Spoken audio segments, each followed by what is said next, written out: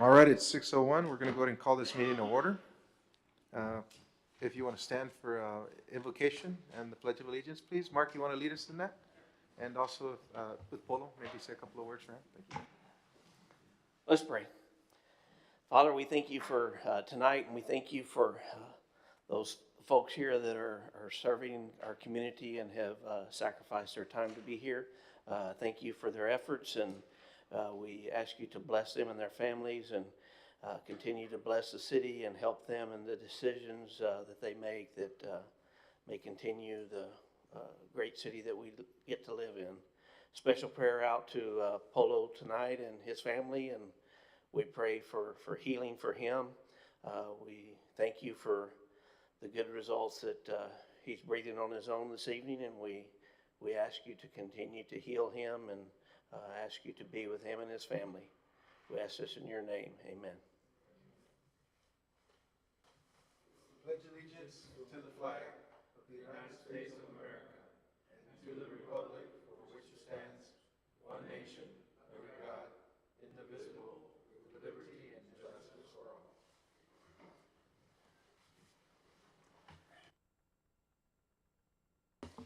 Any visitors' remarks, Jackie?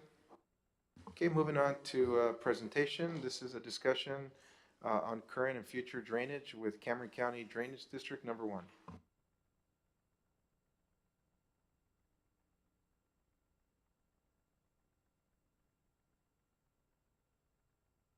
Powerman. Good evening. Good evening. My name is Scott Fry. I'm the district engineer for Cameron County Drainage District Number 1. I'm not a district employee, but I'm a consultant that they use to do their subdivision reviews and drainage reviews and construction reviews and things of that nature. Let me see. How do I get this thing?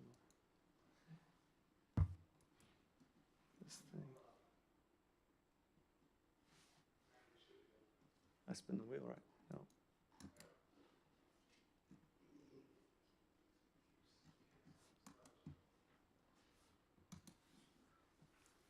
Uh-oh, technical difficulties.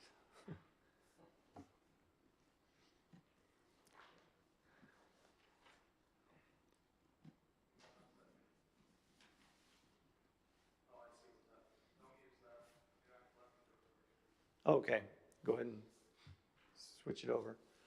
A little background on the district. The district was founded in 1910 as an agricultural drainage district, which means its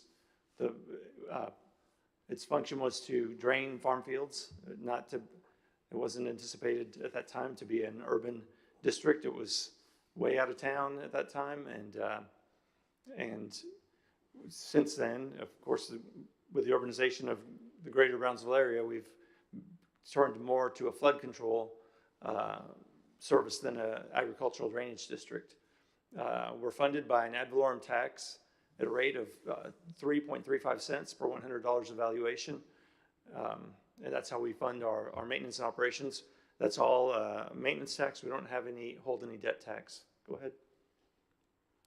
This is a map of the Los Resonas area. The colors represent elevations, with the blue being low and the orange being high.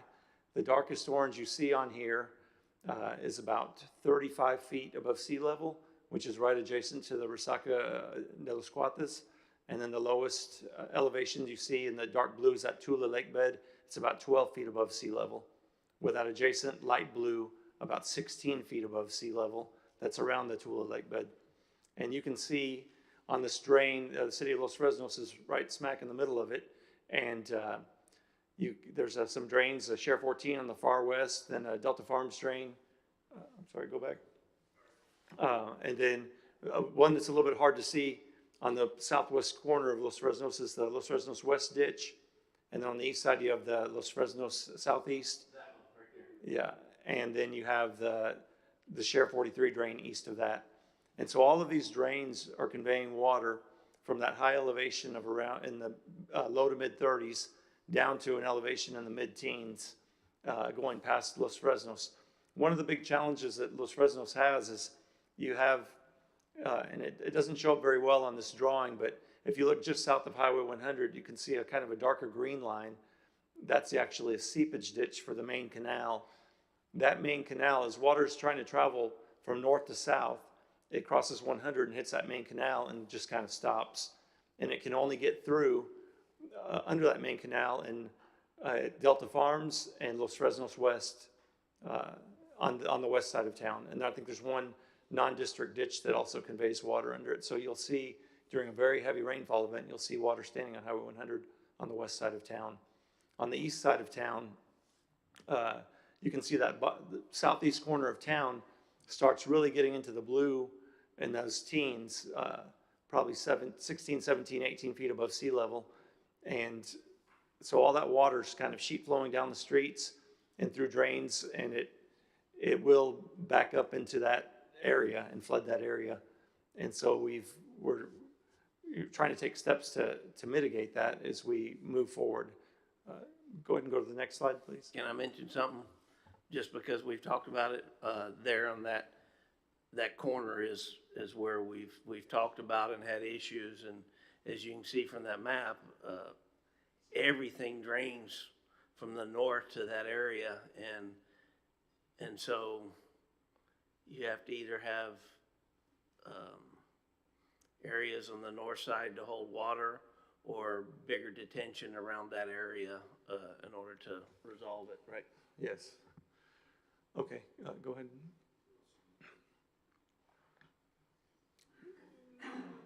Okay, as I said, that I've gone over what's on this slide for the most part. In 1998, the district's board established a policy that required developers of land within the district to mitigate their effects on the drainage system. We were the first district to attempt this, and we were successful at it. Go ahead to go to the next slide. Sorry, sir, can you repeat that again? We're the first district to actually require that developers mitigate the effects when they do a subdivision. They have to provide some kind of mitigation for stormwater. We have District 3 and District 5 in Harlingen, and then District 4 up north of Los Fresnos. That, as far as I know, none of them have any of those types of requirements. I know District 3 and District 5 are more still on the agricultural type of track, and District 4 I don't know much about. So with our policy that it was enabled in 1998, a developer would have the ability to create a detention pond, or he can widen a main ditch, or he can provide additional right-of-way for a main ditch. And it's based on the value of we value the storage, and then we can trade that value for land or for work or whatever, any way that we can improve to mitigate the effects. The volume of required storage is determined by calculating the increase in runoff by a 100-year storm with a 4-hour duration. That's 2.5 inch per hour storm for 4 hours. I know that, well, I don't know, I've heard that Harlingen is going through a bunch of drainage type of discussion and stuff right now. I've heard that they've enacted a 25-year storm for their city, and so 100 is its highest. I don't think that Brownsville requires 100 or the city of Harlingen or anybody else. Go ahead to the next slide, please. So on a single family subdivision with half-acre lots, based on the formula that we have in the drainage policy, they have to provide for each acre of development, they have to provide about 3,600 cubic feet or 0.0826 acre feet of storage per acre of development. That's for subdivisions with half-acre lots or greater that are restricted to single-family use.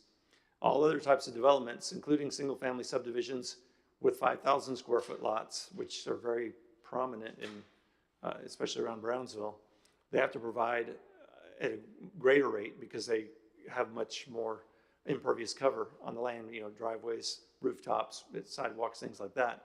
So they have to provide the equivalent of 12,672 cubic feet or 0.2909 acre feet of storage per acre of development, so about a third of an acre. And then, of course, not all subdivisions are half acre or 5,000 square feet. So shortly after that policy was passed, a couple of years later, the board agreed to do a sliding scale. So if you do, say, a 10 or a 15,000 square foot lot, you have you can have less storage. And that was to encourage larger lot development for the, to have more pervious area. Go ahead to the next slide, please. Now, based on this, this is another picture of a little bit closer, zoomed into Los Resonas a little bit more. And you can see some of the effects of this policy over the past 20 years or so on the town of Los Fresnos. Those are various ponds. If you look in the top right corner, you see the Village East Pond, which is kind of at the end of the Resaca bed right there. And that goes down to the Windcrest. They were required to widen that ditch out that went next to the west side of their property. And then south of that, you have this new subdivision coming up from John Drennan, which is the Encino Crossing. Their mitigation strategy is to widen that ditch to provide more storage in it. And then if you go further south along that same southeast drain, you'll see the Feather Ridge Detention Pond, which is an east-west ditch south of the rodeo. And then where this Los Resonas southeast drain turns toward the east, all that area in the south, Ocelot Development is widening all of that area. And then on the east branch of that same system, the Orchards, their mitigation strategy will be to widen that ditch. And so what we're doing is the developers, as they develop, they're taking the initiative, they're widening the ditch, they're providing more storage and more conveyance, and it's at no cost to the district taxpayers. And then the developer, at first they balked when we back in the late 90s when this ordinance was enacted and we were sued. But as soon as they figured out that they could use that dirt from almost like an on-site mine to raise their property, if you look at, say, in that south of the rodeo, you can see how it kind of shades from green down to a light blue. That dirt is not just getting hauled away or sold, it's getting, generally speaking, put on the land, raising that land, getting it out of the floodplain. So it became a win-win for the developer and the district and the community. Prior to this policy, my experience was that developers would just develop corner to corner, and low side would flood and the high side would be good. And now they're taking the worst part of the land and digging dirt out, creating a pond, and using that dirt to raise the other more questionable or lower lying areas to raise them up as well. Further back in time on the west side of town, the old Legion, that was a long time ago. They dedicated 75 feet of right-of-way from their side of the ditch and then excavated into that right-of-way on the west side, or the east side and the south side of Old Legion. And then you can see over at Valle Alto, north of Walmart, as they're moving west, they're creating a detention pond that, with the hopes of, as I explained before, all that water's running from the north to the south, and it gets to Highway 100 and hits that canal and causes some street flooding there. We're hoping to be able to capture some of that runoff before it even gets to Highway 100, and we have a drainage structure in there to hold water back up there on a higher elevation, which will give time for the lower areas to drain out. And then, of course, Walmart, they have some detention ponds around there as well. Those are all results. Those are not the only results of our policy in Los Resonas, but those are some of the results of our policy. Those are the main ones. So overall, that's how we have been trying to help the situation. There's still more work that can be done, particularly on the east side, with possibly trying to put some flow restriction structures to hold water in the Village East and or the Windcrest Detention Pond, or even in this area in the Dairy Queen area, or next to the storage units, to maybe hold water back, potentially to keep it out of the southeast corner until the storm's over. But we haven't taken any of those steps yet. There's a big study going on by the Half and Associates on behalf. It's called the Huck 10 study. I don't know if you're familiar with that, Mark. And they're looking for projects, and they're analyzing and evaluating all this stuff. So hopefully they can come up with some recommendations for some structures that can be placed in these ponds to maximize their usefulness. Go ahead to the next slide, please. So Mark, on that particular slide, if you go back to the other one, Feather Ridge, I know that we're developing that way, and we're currently experiencing problems like on the 10th Street area with drainage problems and all that issues we're having there. Is that going to continue on to the Feather Ridge area? Are they going to experience the same kind of problems when it rains? Are they going to have backups? Or because I know right now we're working on a solution to fix that, but are we going to have problems in the future in that Feather Ridge area when there's a lot of rain? Because I know we're taking all these steps right now, but we're still having issues in that 10th Street area. So with that said, I see that Feather Ridge area is a little bit further, the elevation is lower, so will there be a high probability that area will experience problems in the future with backups and like what we're experiencing right now? No, because of the steps he was talking about. They're widening those ditches and Okay. increasing capacity, and then using the dirt from doing that to put on the land to raise the land. And so they're doing twofold, instead of selling that dirt off and just increasing the capacity, they're also raising. So the idea of all this is to not have that any longer. The reason why those existed when 8th Street was done and all of that, none of this was in place. Okay, because that was recently though, wasn't it? When that flood happened and that gentleman was upset about wasn't that recent? Yeah, but what I'm saying is the development happened prior to these things being put in place. And so if that development happened today, we probably would require to them to raise it, number one, and number two, do some kind of detention in that whole 7th, this 8th, 9th, and 10th Street are not too old. And so that should have been dealt with then. You follow what I'm saying? And so you're now having to go back and fix something that was done wrong in the 80s and 90s, and it's kind of hard. I was just thinking about that. That's when I saw the elevation. Now, another thing that Scott says that we can do is between 10th Street and Alvarez Court is widen those ditches. There's right of way to be able to widen those ditches, and that would add capacity, and that would help immediately 8th, 9th, 10th, and Alvarez Court. Correct? Yes, and I think like I'd said before, that I think, and it's just my idea, but if we can hold water back upstream, that'll help a little bit as well. And you know, it's when Mr. Drennan widens that ditch there next to the storage units, that's going to give some more water up there. So instead of the water pushing out so quickly, it'll have a place to back up a little bit better. I have a question here, sir. What's right here? Yes. I was going to wait for you to finish your presentation. I'm sorry about that, but I guess we're asking questions. I live on that southeast corner, right? So we've experienced a lot of floods over the years, whether it's hurricanes, like you mentioned, 4-hour rainfalls, we've kind of saw it.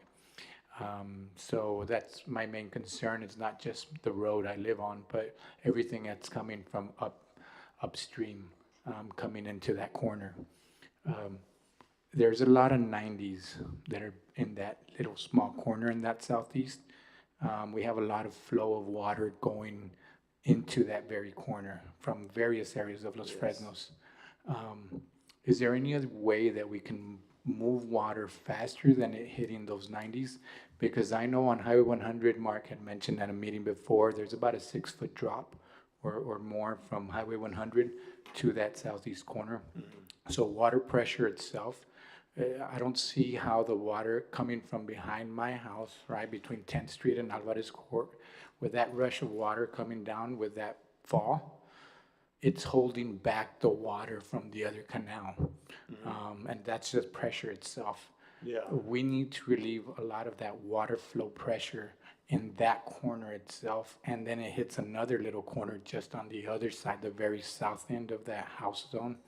So you're hitting two little corners within 100 and maybe 350 feet, right, or whatever that subdivision road is.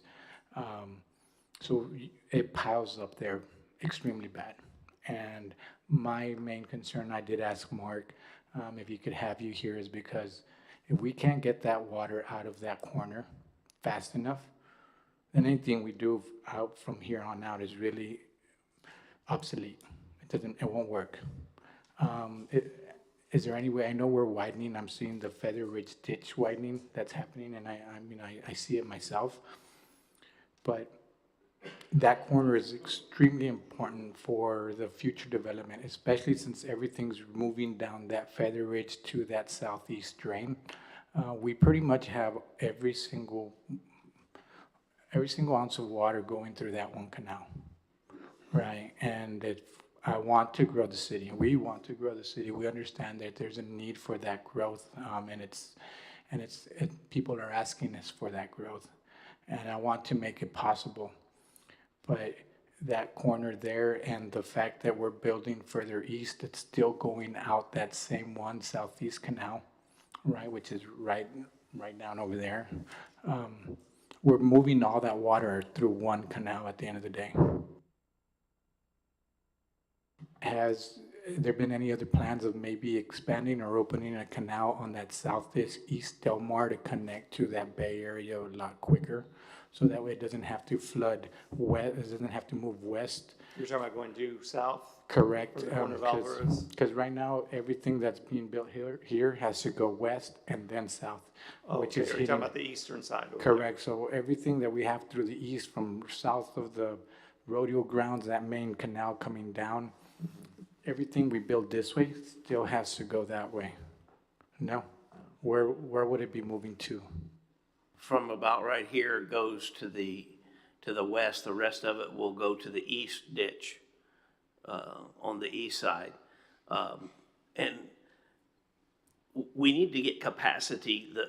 The corners are not necessarily the problem unless past the corner, when you have a flood, there's water here at a level and the water at this level. And it's not. The level is pretty full whenever we have these big rains from 100 all the way very far, quite a bit south after those two corners that you're talking about. And so the corners aren't holding water back per se. You need more capacity to flow water and more capacity to hold water. And if those were holding it back, well then at those corners and those junctions, you would have a drop in the elevation of water because it's taking time to get there. And that's not what's happening. It's just too much volume to get through where it's got to go to. Does that make sense? Is there any way we can move water? I know larger cities may put down concrete or I don't know, but is there any other way that you can see that we can flow water faster through that little section? Well, one thing is, it's not necessarily in that immediate section, but as you head south from Los Resonas southeast drain toward ditch number 2, there was a couple of culverts in there, and I think those were holding back water because they completely washed out during one of the recent rains. So that had to have been holding back water. That should be an improvement right there, a pretty good improvement. Yeah, the best way, I mean, water flows from high to low, obviously, and then it'll find its way and back up into areas. And that's, I guess, the fear for that southeast corner is that water might use that as a backup point. There's possible things that can be done, and I think you would have to look at the study, for instance. So I've been talking about maybe putting a restriction on the flow north of Highway 100, and so all that water coming from the north side of Highway 100 would be kind of stuck there in that ditch in a manageable manner to allow the water from the southeast to drain out faster. But if you have water from that east fork coming through, and instead of turning south, it's wanting to continue to go west and find its way into that southeast corner, that would be a problem. There would have maybe a structure with flap gates perhaps. I think people doing the study could probably come up with a good recommendation, but and a flap gate, that's a metal gate that, the water will push it open and allow water to flow through one way, but if water starts getting higher coming from the other side, the weight of the water seals it shut. And that may be a necessity because of that area is just so low compared to the rest. Well, like I said, my water may not flow all the way to that corner. My thing is, we have water coming down from the city behind the rodeo grounds, right? And Yes. through that canal. And then we have all this subdivision that we're just building out here. And it's got to go out that one canal. So it's not going west all the way to the city corner, that corner, but they're both going into that same one southeast drainage. So that in itself, it's kind of hard to put the future on what something, like you said, we already changed those culverts out. I haven't gone out there in several months, but I'm sure that's going to clear that out and help us move water. But we're still only using one canal to get the water out.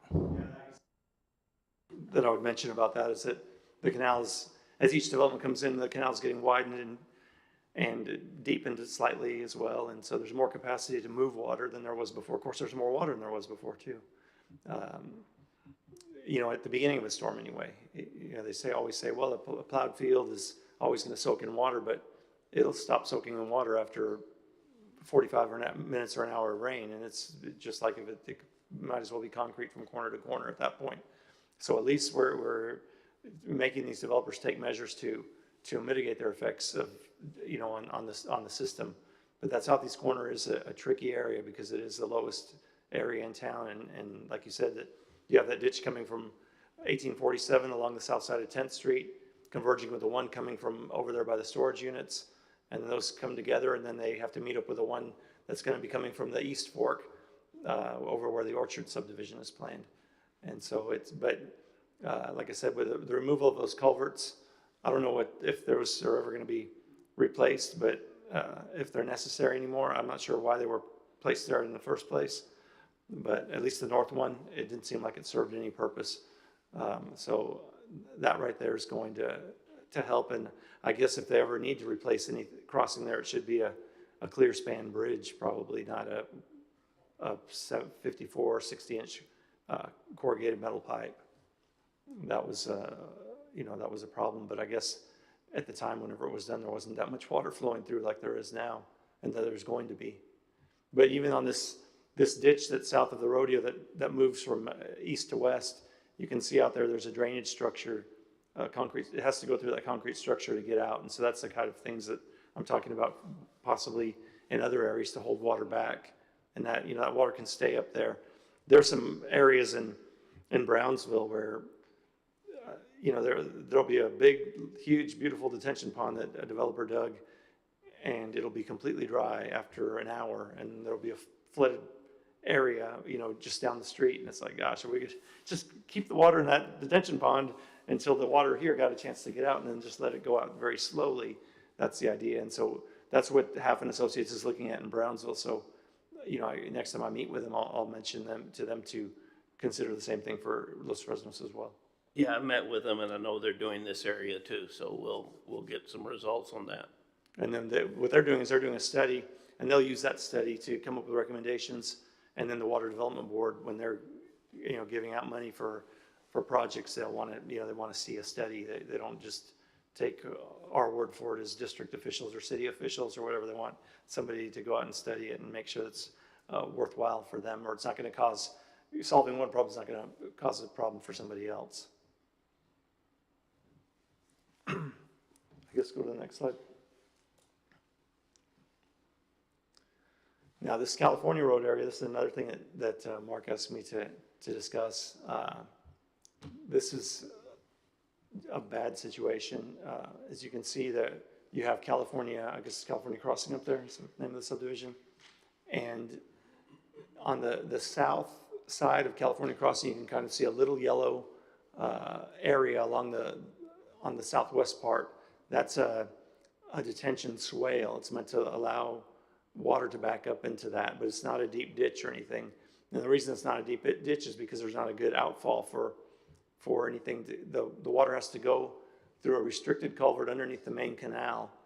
Then it follows along the west side of California Road, and where that, just south of California Crossing, you see a little lot that's cut out of that big tract. That one has a driveway pipe that's too small. And then from there it heads, you can see it, when it reaches the bottom of that large tract, it heads east and then south again. You can kind of see the blue line going along there. And then it crosses all those individual lots, the skinny lots. Every single one of those lots has a driveway culvert to allow the property owners to access their back acres. And those driveway culverts were put in without any kind of regulation or anything over the years. And it's never, I guess it's never been a problem, and nobody ever looked at it until the California Crossing was in, and all of a sudden you have street flooding all the time. Let me show that right here. You can see the pointer on the map, and it comes down the road, it crosses and goes over here. This actually goes in people's,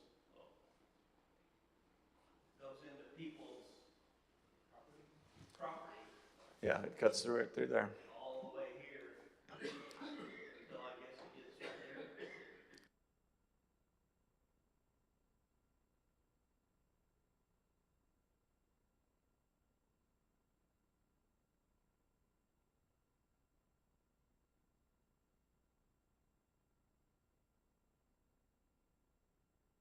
Perfectly wrong angle for that. Now, we've, up there, you can see a deal that says canal seepage ditch. That triangle of land where the cursor is right now, there's a developer that is proposing to develop that land right there. And we're discussing with him I think as part of his mitigation strategy, to give some extra room to that seepage ditch. And then instead of that, well, the water can still go to the south the way it does right now, but there's a potential for a modification to cross California Road in that area and then send the water from California Crossing via that widened seepage ditch over to Delta Farms Drain. And that would be a better solution than we have right now. The only other solution I would think is to go to those property owners and ask for right-of-way along the back of all those individual tracts and cut a ditch in the back of their property and use that dirt to fill up the ditch that runs through the middle of their property. But that's going to involve a lot of people agreeing to something. Sorry, Mark, what would that take to get that right away? Sir, what would it take to get that right away for you guys? Knocking on doors? No, on the back of those lots, yeah, you could do knocking on doors and seeing if they're agreeable to it. But I think if the seepage ditch solution works, I think that may be better, because you're dealing with two large property owners at that point. And then if at the point they dedicate it as right of way, half of the ditch is owned by District 6 and the other half is just owned by the property owner. And it's not maintained right now, it's full of brush. But at the point that if they incorporate it as a mitigation strategy of their subdivision and say they widen it, 30 or 40 feet, then it's going to be a much bigger conveyance of water. Would that be the developer now that we're requiring to do that? That would be, yeah, they have to come up with some way to mitigate. And so they could either enlarge that seepage ditch or make some kind of detention pond. But it's usually if there's a ditch adjacent to their property, generally speaking, developers want to just widen that existing ditch instead of losing more lots by doing something in the middle of the property. So that's, hopefully we can get something. Now, like I said, I'm not sure how the water, there would have to be some kind of drainage crossing across California Road, though. That would be for the water to be able to get from the west side to the east side. And another thing is, I don't know how much water the irrigation district moves through that canal, but I know that there's other areas where the canal has been cut for a drainage ditch to go through the canal, and then they run either an elevated flume or an elevated pipe across. You can see one, as a matter of fact, it if you're driving on 803 and you get to ditch 2 there by St. Francis of Assisi, they just replaced a concrete flume with a large steel pipe. And if they were to do that and just allow the water to free flow from California states, into there toward the south, that would be an improvement as well. But like I said, the point of what the district did back in 1998 was to try to get these things to happen and get these conversations to happen without developers just going and developing and doing whatever they want without taking any measures at all. Anyway, that's all I have for now. I just wanted I was asked to give an update of, how we work and what we do. And so, there's many different ways that developers can, it's not a super rigid thing saying you have to do one thing. But we do try to push the developers to do something, especially particularly areas where there's a need. Just wanted to mention that, all of these, the strategy now is very good. And so the developments that's happening, I feel confident even here that we're not adding more problems to the problem that's already there. But that's a completely different issue that we have to deal with because it wasn't dealt with in the 70s, 80s, and 90s like it should have been done. And so we've got some things that we can work on in our mitigation plan. And we worked on that this morning on some things and updating our plan. What you do is you put those things in your mitigation plan, and then as grants become available, it's in your plan. They'll help you fund it. Some of the drainage issues we're going to be addressing currently, and I'll talk about that later in the meeting. Well, sir, appreciate for coming. I know it can be off and you have family, and the main thing is I'm interested, and I'm very interested. I've lived in this area and in Larueles, and where the colonias started happening in those early 80s, and so I kind of understand the problems that it's caused, and I know we're going to grow the city, and we're going to be looking for you for assistance, right? And if you need anything in terms of people out there just gathering information, research, right? I'm all in. Yes, and like I said, Half and Associates are holding these meetings periodically for comments or questions, or they want to know where the problems are, and so I encourage you to work with Mark next time they come into town, if they do. I don't know if they come in periodically with you all, or if they just come once and they're gone. But they've called me about 3 times. But I'll be sure to mention on y'all's behalf that about that southeast corner and try to figure out ways not only to get water out faster, but to keep water from other higher areas from going in there in the first place.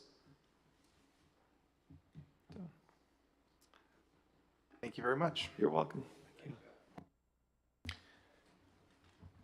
Moving on to public hearing.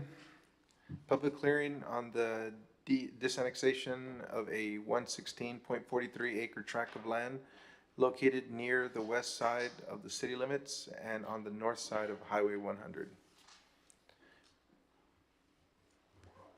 Mr. Mayor, on these, do you want me to just give everybody where the location is? And yeah, is there anybody here for the public hearing, or you just open it up? We can talk about it in yeah, the we can talk about it. Okay, go ahead.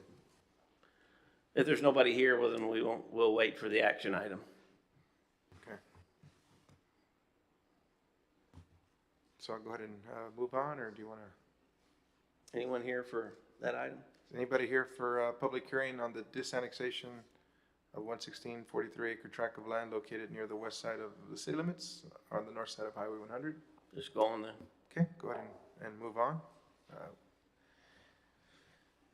It looks like there's a second public hearing on the annexation of a 61.68 acre tract of land located near the west side of the city limits and on the north side of Highway 100. Is that about the same thing, Mark? Yes, sir. I'll just go ahead and move on from that. And is number 3 the same thing? It's public hearing to receive comments from the citizens concerning a request to close, vacate, and abandon an alley located on 701 East Ocean Boulevard between approximate 0.223 acres of land, more or less, out of Block 173, Los Fresnos, or Fresno's land, and Irrigation Company subdivision of 0.375 acre of land, more or less, out of Block 173, Fresno land and Irrigation Company subdivision. Mark, what is that about? That is in the area right where Mr. Simon Vega's place is, and it'll be an action item. I can, unless anybody's here from the public to discuss, I can talk about it during the action item. Sounds good.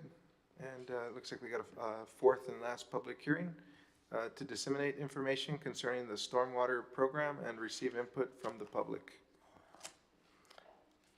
Want to just give a couple of items of information that's in your packet, starting in page 18, and it runs through, looks like through 27, and on 27 gives you a summary of that, and it's really talking a lot about what Scott's talking about is drainage and how we play a part in the drains within the city, IDing them, something that had never been done before. They all are ID'd. We have signage around different places that talks about not putting, things in the drains that shouldn't be. We send notices on our water bills at least twice a year about that. A lot of people will mow their grass and throw it into the street and then get your blower and blow it down the drain. That's a huge no-no, because then that helps to cause backups. Anyway, there's things that we do there. We have flyers that we give out. We give information to people that are buying homes or building homes for the same thing throughout. The education piece, we don't have to do a lot of that, because our stormwater plan is through in conjunction with several other cities, and UTRGV does that, and they utilize their staff and their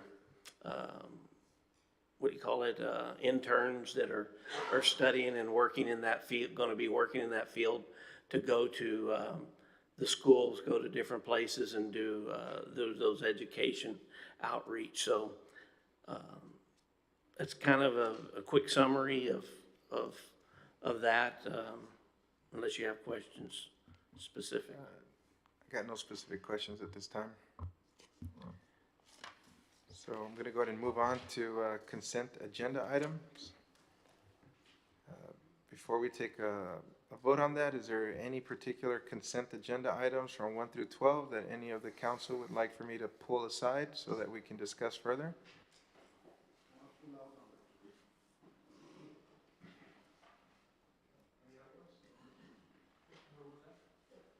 He wants to pull aside number 3. Is there any other consent agenda items any of the council would like to pull aside to talk about?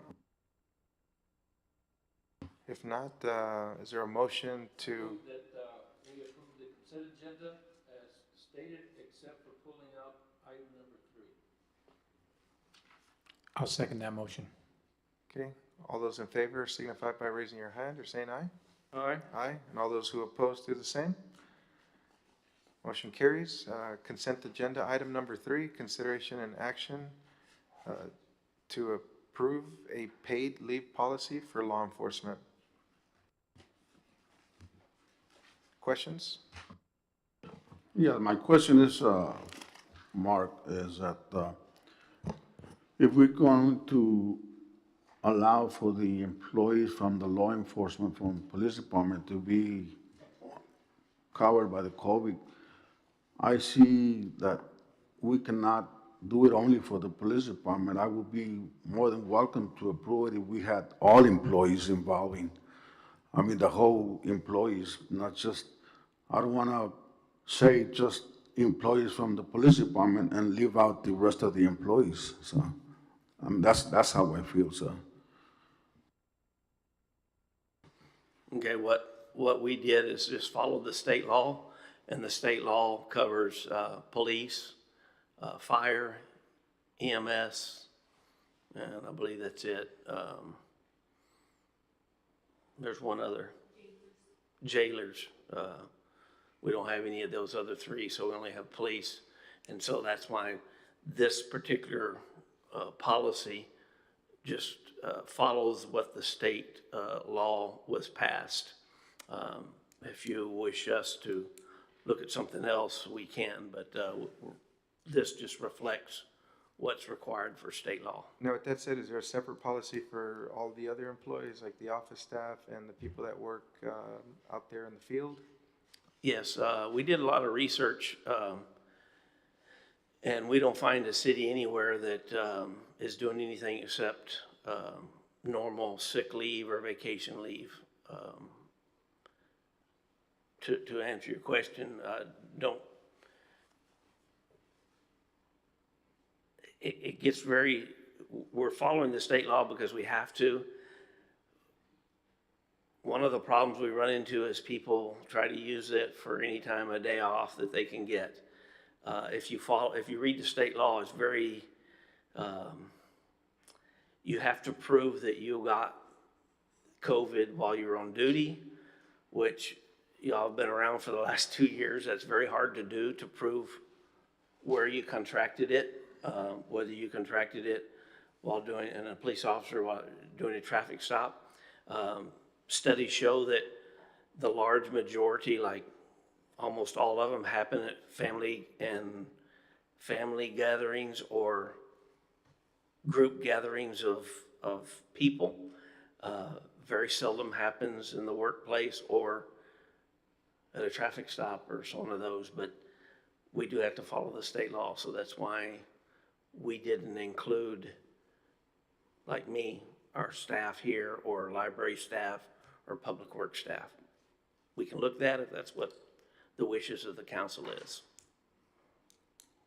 I wouldn't mind if we just get a financial of what it cost us in terms of to incorporate it out, but as long as we're following state policy, I mean, that's my main concern right now. I probably couldn't give you a financial, I mean, it depends on how many, Who and You how wouldn't many. know who would get sick and who when. would get it, who wouldn't, and I can go by, what happened the last 2 years, and it's a lot. If you'll recall, this council, well, there's a couple of new ones this council put, when COVID first began, they excuse me, they required us to have a policy of 80 hours of COVID leave per employee. And so we utilized that over the last 1.5 to 2 years, probably 1.5 years. In fact, anyone that's had it up to this point has utilized that 80 hours of COVID leave. Once they've exhausted their COVID leave, they use their sick leave. Most of them have come back prior to that time. When you say that it's a Texas Law Government Code situation and if we have to comply, does the city has to comply with one of those laws, or we can go override it because we're a city in general? Do we have to comply with the local government code when it's brought up, like, for example, like this one that you say is by Texas government?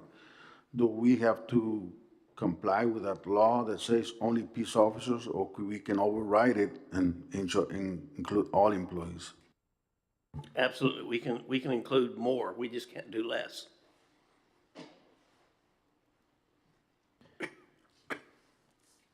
If anything, Mark, just if you can get 1 or 2 years what it costs the city, and then that way we can at least see what financial we're dealing with. But for now, I really don't have a problem to pass the motion on number 3 for law enforcement. So I'm gonna go ahead and make the motion to go ahead and pass that agenda item number 3. I second it. I second that. So motion has been made.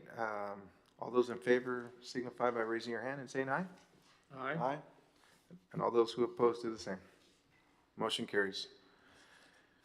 Moving on to the action item number 1, consideration and action to approve the first reading of ordinance 533 to disannex territory to the city of Los Fresnos and reducing the boundary lines, limits of said city. Mark, you want to elaborate a little bit on that? Yes, sir, I'll explain. This is north of Highway 100, just east of 803. We had annexed this area a couple of months ago. We did it in error because we annexed part of Indian Lakes ETJ. So what we need to do is disannex that area, and that's what this action takes, takes that area back into the county. The area that's ETJ of Indian Lake is from Whipple Road north. Any questions or comments? Who or where did we find out that that territory did not belong to us in the territory? I guess I found out. I knew it and didn't pay attention enough as we were going through the process. When we made the original agreement with Brownsville back in 2009, I believe, there was that piece of Whipple Road that was Brownsville that we exchanged that we now have. And so there was a piece to the east of that was included in our ETJ in the initial discussions. And so we have paperwork that shows initially that was going to be ours. When it all was finally settled, we decided on the line all the way from Whipple Road north so that it would be an easier boundary instead of part of it being Los Fresnos, part of it being Indian Lake. And so just as we were going through, actually what made me think, honestly, was the city limit signs on 1575 that Indian Lake put up at Whipple Road and Stanford Road. I said, that's not theirs. And so I got the map out that was actually filed and looked at it. And as I was looking at that piece to answer a lot of questions that I had and a lot of residents calling, even though that's not the city limits, they use that a lot to go to Cuates and Henderson Road. As I was looking at it, I go, oh, no. So that's how I found out. Yeah, because also part of that land is given water by East Rio Hondo, and some are given water from Indian Lake. Is that correct? Indian Lake doesn't have water supply, but ETJ has nothing to do with who supplies the water or who supplies the sewer. That's completely separate. Any other questions or comments? So de-annexing this, how is it gonna affect future development there if we don't actually are part of that section? The next item is to re-annex the part that we can, the item number 2. Is there a motion on action item number 1? I'll make a motion to pass item number 1. I second. A motion has been made and second. All those in favor signify by raising your hand or saying aye. Aye. Aye. All those who oppose do the same. Motion carries. Action item number 2, consideration and action to approve the first reading of ordinance 534 to annex territory to the city of Los Fresnos and extending the boundary line of said city. I'll go ahead and make the motion to annex or to pass action item number 2, consideration and action to approve the first reading of ordinance 534 to annex territory of the city of Los Fresnos and the extraditing the boundary limits of the said city. I'll go ahead and second that. I second it. Okay, all those in favor signify by raising your hand or saying aye. Aye. Aye. And all those who oppose do the same. Motion carries. Moving on to action item number 3, consideration and action to approve ordinance 535 to close, vacate, and abandon an alley located at 701 East Ocean Boulevard between approximate 0.223 acres of land, more or less, out of Block 173, Fresno Land and Irrigation Company subdivision, and 0.375 acres of land, more or less, out of Block 173, Fresno Land and Irrigation Company subdivision. Any questions or comments? Where is that Más o menos located at, Mark? It's where Mr. Vegas' residence is. If you'll remember how his property is, and the canal runs kind of a bow around it. And they sold off everything except the house itself. And if you'll look on page, back at page 16, it was during the public hearing is where that is found. You can see we've got a map in there.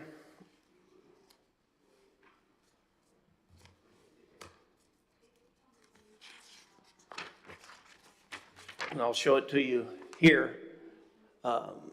This is his house. This is Highway 100. This is the canal that comes around like this. And so the alley is right in the middle there. No one knows. It appeared on when they were doing the surveying and the title information to sell the property. No one knows why an alley would have needed to been there, except that maybe back in the old days and the founding fathers were going to do an alley all the way across here, like in the old, what I call the old part of town, where there was a very small lot across 100 and then an alley and then start homes behind it. That's the only thing we can figure out. It doesn't have any utilities in it. There's not used for anything, so we feel like the best thing to do is vacate it. It goes to the adjoining properties owners, and they can maintain it. We sure don't want to maintain it as something that we own. Have no futures plans to do anything there anyways. Okay, is there a motion on action item number 3? Make a motion to pass action item number 3. I second. A motion has been made and I seconded. second. All those in favor signify by raising your hand and saying aye. Aye. And all those who oppose do the same. Motion carries. Moving on to action item number 4, consideration and action to provide special funding for Los Fresnos ambulance service. Questions, comments? I have no question. I have no question or probability on that. But the only thing is that we are supporting a lot of people. We supported some entities also. The only question that I have is, when is this enough? Only, we're here to help each other, but my question is, when are we going to stop on this? There's got to be a stop on whenever we don't have money, when we can't afford, where we're going to get that money from instead of COVID money. I think a good answer to when is it gonna stop is as soon as COVID is over with. I mean, COVID's put a crimp on everything. And health is something that we cannot back off on. And the ambulance service does their work, their job, and whatever little that we can give them, I know it's gonna be put to good use.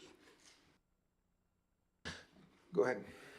Thank you, Mr. Mayor, City Councilman. Mr. Gonzalez and Mrs. Fernandez weren't here last year when I approached the council, but EMS and fire were nonprofit, and being such, we're not entitled to any of the CARES funding that was given out to the cities and the counties.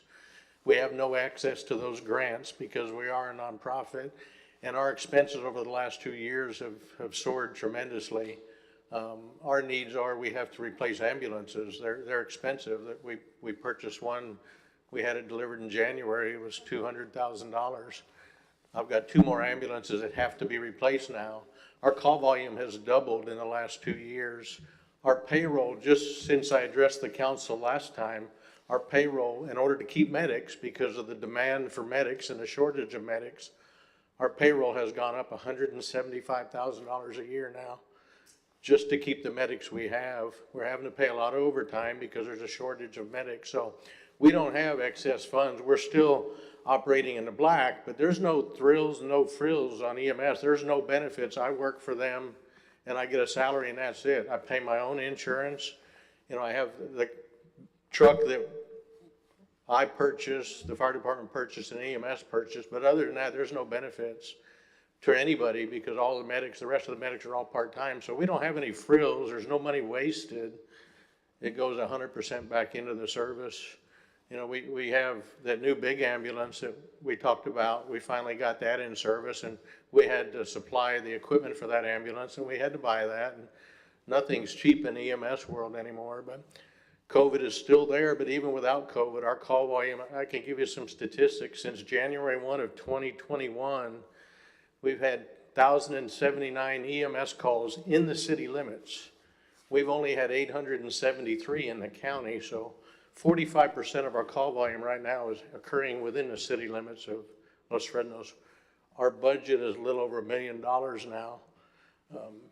Costs are going up, but our whole goal as a nonprofit community-based ambulance service is to provide the best pre-hospital care we can provide. It's not about the money for us. You know, we could raise our rates, probably wouldn't help. There's people that don't have insurance. We don't care. When we transport somebody, we're there to help them. We're not asking them, how are you going to pay for this? It doesn't work that way. We're there to help the community, and that's our whole goal. So, you know, that's why we're approaching the city, because our expenses have gone up a bunch. We're just trying to get some assistance to keep our equipment in good operating condition, make sure the medics have good operating equipment, and if you're being transported in the ambulance, you're in an ambulance, it's not going to break down on you. Heaven forbid that happens, but it could. And so that's why we're just asking the city for some help on it. You know, we've incurred all those expenses over the last 2 years. The city did help us with the purchase of that one ambulance, but I have 2 more that have to be replaced now. So that's why we're approaching you again. And I'm perfectly willing to meet with anybody at the station anytime to answer any questions, or I can answer them now if you have any. Mr. Chief Daniels, we appreciate everything that you guys do. And I do agree with Mr. Lopez that when it comes with health and EMS and everything that you guys are doing, putting your life in danger, I do agree on providing that. And I would like to make a motion to provide the fundings for Los Fresnos ambulance. I will second that motion. Great, motion has been made and seconded. All those in favor signify by raising your hand or saying aye. Aye. All those who oppose do the same. Thank Motion you, carries. appreciate it very much. Thank you, Mr. Daniels. Moving on to action item number 5, consideration and action to approve funding for a 2021 street improvement. Any Mr. questions? Mayor and members of the council, in your package, you see a listing of streets and a cost estimate that Hanson has worked up from analyzing each one of those streets, you know, whether they just need to be reworked, whether the curbs need to be replaced, all of those things come into play. As you can see from the list, we've got a greater list than we have funds. Kind of what Juan was saying, you know, we have a lot of needs. And so I have looked at our fund balance, and we have done very well in keeping our fund balance very healthy, and we keep putting money every year into it. At the end of this year, as I mentioned on the last item, we'll be right at $2 million. The 150 that given to the EMS for their unit, we recommend the 698 10863, which will be basically 700,000. I don't want you to approve 700,000. I'm just letting you know where the money's coming from. We'll still have to go out for bids, and it'll come back to you for final approval. But I don't want to go get bids if you say, no, I don't want you to use the fund balance. The concern that you should have as a council on the fund balance is what's left. And we will still, if you see, we'll still have a fund balance of $1,243,778 or close to that. about 103 days of operation. And that would be 103 days of operations at exactly the same levels that we have today. If you, as you know, in an emergency, you tend to cut things back. So it would be really more than that. So our policy and thing that we do as a rule of thumb is use 90 days. So we're well over that, almost 15 days past that. So I feel very comfortable with that because we do budget conservative each year and add to it. And that's how we have gotten up to the $2 million in budget in fund balance. So it allows us now to, let's fix our streets. Last night, this Community Development Corporation agreed to fund those 3 streets that I listed to the tune of about $175,000. So they'll help with that. They can do those only in the business area to where it helps the business community. They cannot do in residential area. So that's why those streets were chosen. All right, any questions, comments, or motions? I move that we approve the funding for the 2021 street improvements as stated by Mr. Milo. I'll second. Great, motion has been made and seconded. All those in favor signify by raising your hand and saying aye. Aye. All those who oppose do the same. Motion carries. Action item number 6, discussion and possible action to determine action to take on Escalante Road. Mr. Mayor, members of the council, this came to the council here probably 6 months ago. And you authorized me to, number one, spend some money to patch the road and to get it passable, and it is, and that was done. And then also look to see, you know, what we could do for future. Escalante Road has never been a dedicated road. Where the road exists today, other people own that property. That's not the way a road's supposed to be, like Alvarez Court or First Street or Second Street. The city actually owns that, and so we maintain it. When it's owned by a private individual, it's really nothing different than a driveway. It just happens to be a long driveway. Why this was never done back in the years, who knows? So on packet page 108, you have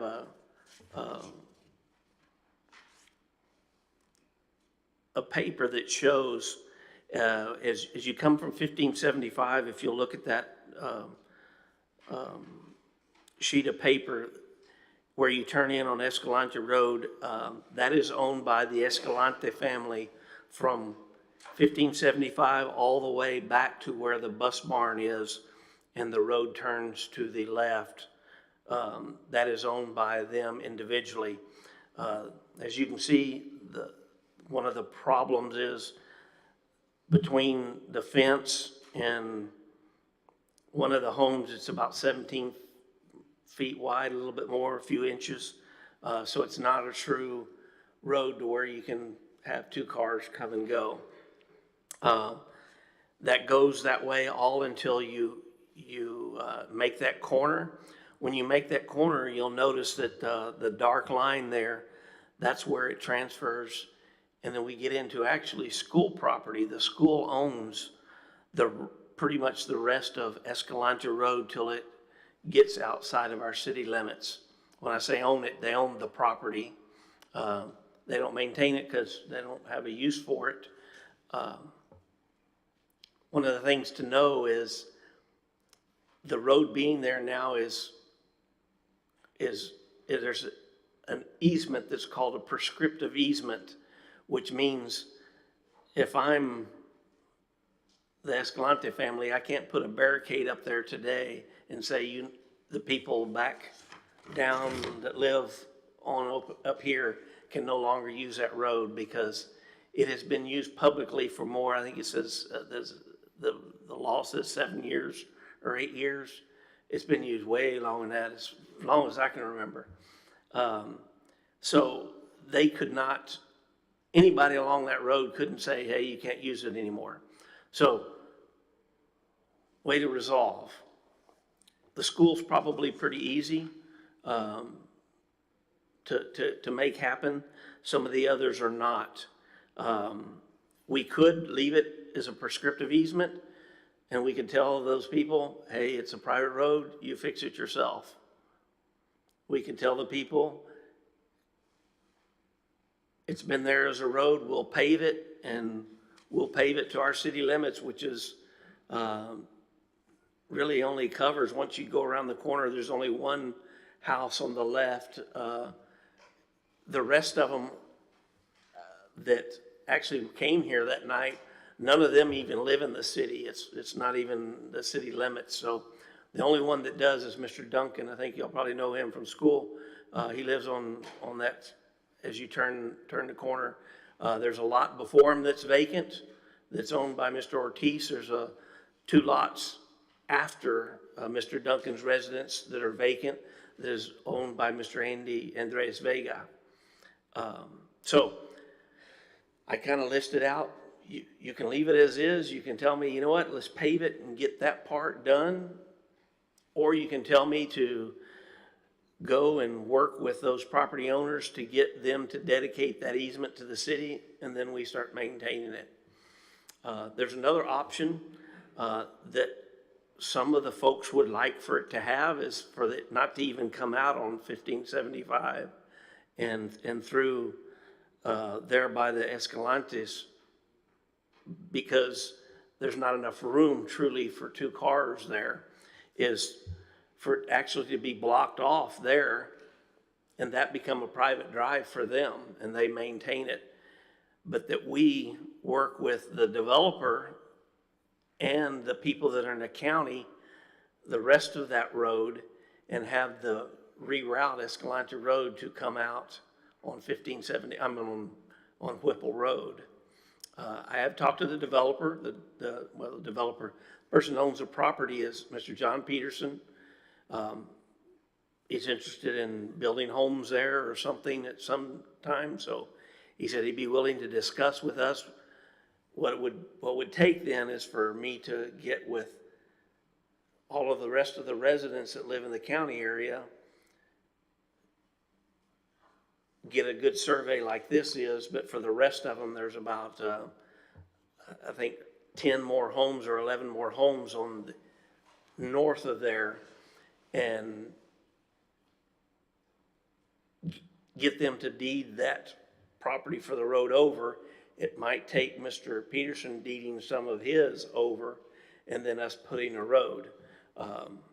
We could work it, don't know how the details would work. It would benefit Mr. Peterson, naturally, if he could put homes on the other side of that road. And so him giving up some of that would be beneficial to him, and maybe he could participate in helping the paving of it, because in his other hat, he actually happens to be a contractor that could do that. We could go through that. I mean, there's just different options. It's just whatever you wish for me to. I know last time they were here, all the residents, we had this place full with people, and we agreed to give them $1,000 so that we can help. And I think Mr. Peterson also assisted in helping with that. Last we heard, they were going to find out on the properties, which is what you came up with. I would look at the most cost-efficient way to help them, but at the same time try to answer their concerns, because I know they all had that concern about that road. So that last one seems interesting. I just don't know how much it's going to cost for something like that. When I first brought this up during that time, you know, I thought that all of them were interested in fixing that road, but it seems that not everybody's into it. The Escalantes want their little piece of the pie left alone, basically, with the city paving it. I'm saying, in my opinion, Mark has done as much as he can on that. Leave it as it is, as far as paving it anymore. Just pave what we're responsible for.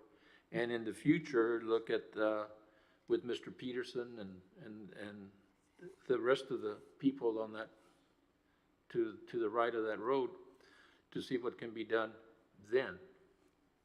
Because they used to say the county was responsible for that, I think is what they said last time, is that they were like, well, the county used to help us, so why don't you help us anymore? And so that was what was a gray area at the time. Yeah, it was a gray area, but, pretty much now, they're saying, you know, he's exhausted the avenues there for, from the beginning down to that corner. I'd say leave that alone, or leave the rest of the road alone up, and just pave that little corner that, you're saying belongs to us anyway, within the city limits. And then in the future, when when the development comes up on that area, then we can pursue that particular line of business with the people that want to. And that's exactly what they were concerned with, was that entrance was too bad, and we gave them $1,000 to fix it. So now that it belongs to us, perhaps fixing that area, is that correct, Mark? That area belongs to us, that entrance? No, it doesn't belong to us. It's still property of Escalante. Okay. But I think if anything, we, since we've done everything we could, like you mentioned, with the Escalantes and the family, I'm sure may want their property not touched by us as much as possible. Then we're kind of limited on what we can do on that little section. I understand trying to get that out to Whipple Road may cost us a little bit more, and working with Mr. Peterson, we can kind of discuss how we can work it for our benefits together. But my main concern, I guess, if anything, is if we're not going to worry about that little entrance anymore, we need to give them an outlet at some point, somehow, for the near future. I agree with you. So at this point, we're just discussing it and possibly thinking about taking some sort of action, so we don't need to make any decision at this time. Or do you have any recommendation? or you just want, what I hear, you're directing me to leave it as is, as the development continues, and maybe get those people to, I mean, county should be involved, but that doesn't need to be my high priority on my list of things That's to correct. do. You're correct, Okay. yes. Yes. So with that said, with what we just talked about, I don't know if I should phrase it or just say, based on the discussion we just had, all those in favor of that, go ahead and signify by raising your hand and saying aye. Right, do we decide on need a this? Or motion do we first, right? motion on this? Yes. Motion to give me direction, so then when they come to me, I can tell them, look, this is what the council has asked me to do. We can always readdress it at a later time, but And so we'll motion to leave things as they are and readdress it at a later time. Without, anybody want to make a motion on that? You just say. Oh, I motioned, okay. Okay, then I second. There we go. So all those in favor signify by raising your hand or saying aye. Aye. And all those who oppose do the same. Motion carries. Action item number 7, consideration and action to reappoint William Lubin to the Community Development Corporation, Place 6, or appoint a new member. I'll make a motion that we reappoint Williams Lubin. I will go ahead and give you a little bit of information. I talked to Mr. Lubin yesterday. I came by to the CDC. I took Mark's advice to get to know them as much as I can, right? I had a day to come and talk to him. The man seems very passionate about the environment. As from what I just heard yesterday, and that's the first meeting that I walked into with the CDC, he's active on several committees that are with the Park Service, with the parks itself. My main concern is, yes, we got a motion to go ahead and pass. I just kind of want to let you all know this, that this individual is actually key, a very key part of what the CDC is doing in the parks area. So if we would want to replace him, I don't know who would want to fall into that step to pick up his shoes, because those are pretty big shoes that man has right now. And I'm more than willing to second that motion, because we need people like him that are willing to put in that time. Okay, motion has been made and seconded. All those in favor signify by raising your hand or saying aye. Aye. Aye, and all those who oppose do the same. Motion carries. Moving on to action item number 8, consideration action to appoint a new member to the Planning and Zoning Commission, Place 4. At this moment, do we have any applications?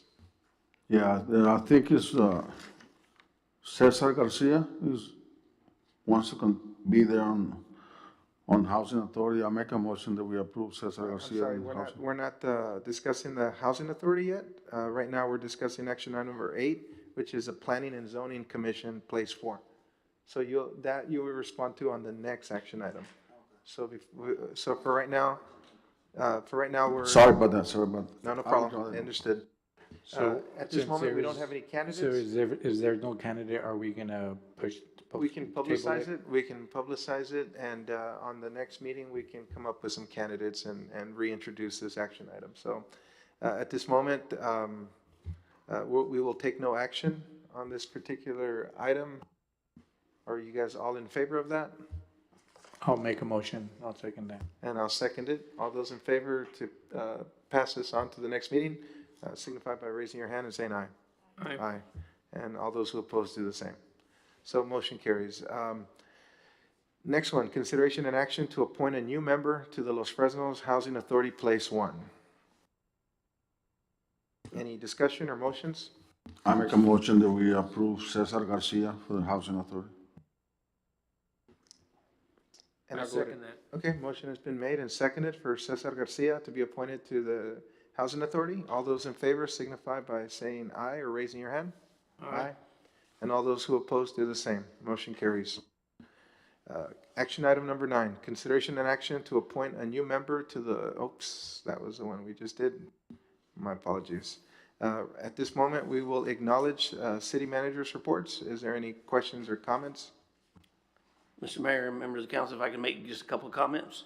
Yes, sir. The wastewater collection system and upgrade on B, it is taking sewer to the west from about Walmart area to those residents along 100. As you know, we've had some, they're all ready for it. We got bids and they were too high, so we had some other projects with it, so we just went with, gonna rebid it, got Water Development Board to agree to it. We're gonna rebid that only.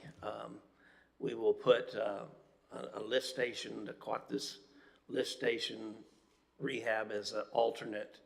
Hopefully it'll come in to where we can put that too, but it won't prevent us from taking the base bid of just getting that done. So hopefully we'll have those bids for April meeting, next meeting, and hopefully they'll be good, and then we can approve them. So if those folks ask you, that's what the deal is. I'll try to get a letter out, Jackie, remind me, to those folks to let them know where we're at with that. Sorry, Mark, before we go, is that on the north side or south side? Both sides. Sides, perfect. The hike and bike trail, as you can see, it's been finished up to 100. They're cleaning up some things on it. Part of the project was to put a fenced area there where Holiday Out is, so they'll be doing that. They're working on the south side, and we'll continue to work on that. Hopefully, we got a couple of months and that'll be done. I am working with trying to get some prices on someone to do a grant with probably someone like the Meadows Foundation. They like to come into projects near the end of completion. And if you'll recall, we as a city agreed to connect our trail with Brownsville's trail that will be coming in from Brownsville, except that the trails will be on either side of the drainage ditch there between 10th and Alvarez Court. The council approved several months ago that Brownsville would do the engineering if we do the construction. So that's a project that the Meadows Foundation likes to do, and they can say, look what we did, we put all of this together. And so hopefully by the next meeting, I'll have quotes for you for a grant person to go out and get those funds. Drainage, this is very good news. You approved about $1.6 million in drainage upgrades, some of what Scott was talking about to help. $843,704 will be loan forgiveness, so that'll be a grant. So that's pretty awesome. The other part, $860,000, will be a loan, but it'll be a zero interest loan. And so in other words, we pay back $860,000, and we've structured it to where we'll pay $45,000 a year over the next 15 years or so. And it won't affect our budget and impact current services one bit. So pretty cool that we were able to get that. Kudos to our staff and Henderson Professional Services, which is our engineering firm that is to put all the stuff together to make that happen. So once they get all that done, we will be doing the project on Resaca Escondida, which is the drainage out of there. Part of that will be a gate system, much of what Scott was talking about, where you don't let water come into the system until the drainage ditches come down. In fact, that's even better because we have plenty of storage and we don't have to open that till a day or two later, and so we're cool. So how do those gates, how do they work? Is that on gauges, on its own, automatic? These particular ones, we're going to do it manual because of where it is and what it does. It's not important for where something overnight could cause a problems. Plus it'll be cheaper. If you were working to, maybe the gate would hold water in a subdivision where it could possibly flood, you would want gauge levels and automatic to then release it, but we won't have to do that because of the nature of what we're trying to drain. Some of what Scott was talking about in that same area, we could probably go to a gate system, because that area from 2480 back to the north by the high school, there's a huge pond in there, and it very seldom gets full. It drains off before it gets full, so we can hold what he was talking about, hold more water, and what that does is keeps it over there so that it lets this have less impact on water coming. The other part we'll do is Valle Alto. If you'll recall, along where the irrigation canal comes, Valle Alto's here on the north side. So all that water has to come underneath that ditch. Part of what this will do is do a whole study in the area to make the detention area larger. We've got some areas where we can make it larger as they're putting the irrigation canal underground, which they're doing currently. We can then widen that drainage ditch, which causes more, lets more storage capacity and lets water come this way and out of Valle Alto. So all that'll be done as part of that road, part of that project. Henderson Road is mostly complete. We had a walkthrough on Friday a week ago, and there's things that we weren't satisfied with, not anything major. Just, I think it was brought up at one of the meetings, the wall itself has some boards attached to it and some nails, and just looks rough. Some things like that have to be done. Of course, we'll come back with some signage that we need to do. But overall, it's pretty good, and traffic's flowing, and everybody I talk to loves it, loves the way it has turned out. We do have some opportunity to grade some bar ditches from the east side crossing back towards the railroad, and we'll be doing that. It wasn't part of this project, but it has opened the eyes of some of that, so I'll be working on that too. Also, Mark, let me ask you a question. I don't remember right, but did we approve a fence on the outer side, close to the one that's where the water goes? No, one of the revisions, we took that out just because it's so wide, and if you've driven there, you don't really feel uncomfortable with Yeah, 'cause I passed by there and the sidewalk is there, it's nice, the sidewalks, but there's nothing on the side where the water goes, on the water side. And so, but I don't remember whether we had taken that off or not, so. Yeah. Are we going to, place those, no fishing signs back up again? Because, quite a few, people are using the, drainage, flood, you know, those flowways, for parking, and they're fishing, which is not a problem if they would just stay on one side, but they're crossing the road, and that causes, problems with, traffic and, you know, a little kid getting run over or something like that. We will put the no fishing signs up because that's the ordinance that's there. It has been mentioned that we ought to not do that we ought to allow people to fish. That's not for me to decide, so our ordinance that exists today is that, hey, there's no fishing there, and even though it's safer than it was before, we'll put those up, and if it comes to you, then y'all can decide that at another time. All right, at this time, is there a motion to acknowledge the city manager's reports? I'll make a motion to acknowledge the city manager's report. I second. Okay, motion has been made. All those in favor signify by saying aye, Aye. and all those who oppose do the same. Motion carries. Acknowledgement of department head reports, 1 through 6. Is there any questions, comments, or a motion? I move that we, accept the, acknowledgement of the department head reports as stated. I'll second.